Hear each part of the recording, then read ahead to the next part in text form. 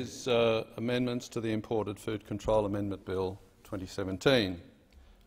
Items 1 to 8 on my amendment sheet oppose new strict liability criminal offences, punishable by fines of up to $12,600 for importing food that is substandard, poses a risk to human health, is incorrectly labelled or is not approved by way of a food control certificate.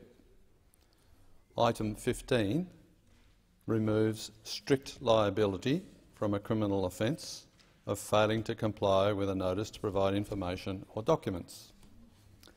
Item 16 removes strict liability from a criminal offence of failing to keep records. Mr. Chair, Australians want food importers to be responsible and irresponsible food importers to be punished.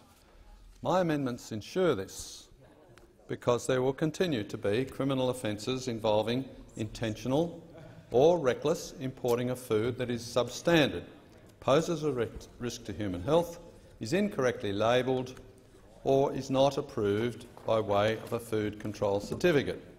And there will be new criminal offences for intentionally or recklessly failing to comply with a notice to provide information or documents, and for intentionally or recklessly failing to keep and produce records.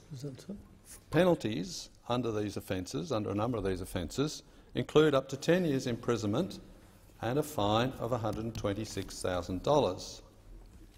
But my amendments to remove strict liability from criminal offences will also ensure that food importers who intend no harm and who are not reckless about a risk of harm are not considered to be criminals.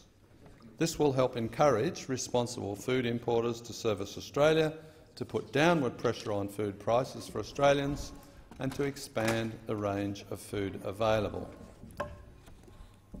Food importers who intend no harm and who are not reckless about a risk of harm still face penalties if they nonetheless import substandard food.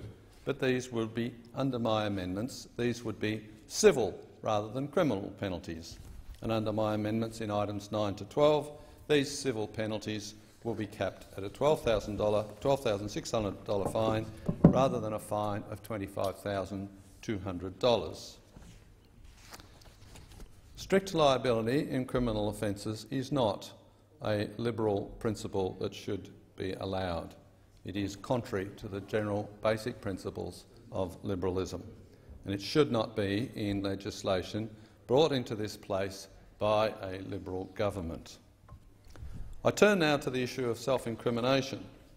A provision in the bill establishing a power to require a record to be produced abrogates the principle against self-incrimination through the insertion of an explicit provision stating that a person is not excused from the requirement on the grounds that the record might tend to incriminate the person. Also inserted is a provision stating that the record is not admissible against the individual in criminal proceedings except criminal proceedings regarding provisions to provide informational documents and provisions regarding the provision of false or misleading information. However, this insertion provides the individual with no protection regarding civil proceedings. My final amendment, item 17, rectifies this by adding a reference to civil proceedings to the reference to criminal proceedings.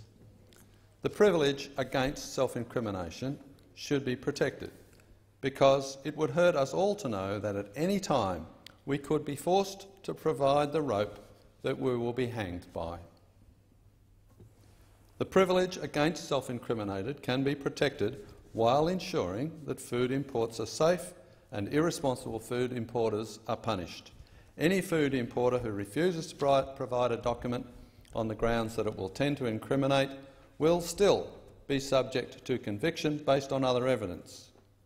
Food from that importer that poses a risk will be held or destroyed regardless of whether the importer provides a particular document, and the government will have the discretion to withhold permissions to import for a food importer who refuses to provide documents. I commend my amendments to the Senate.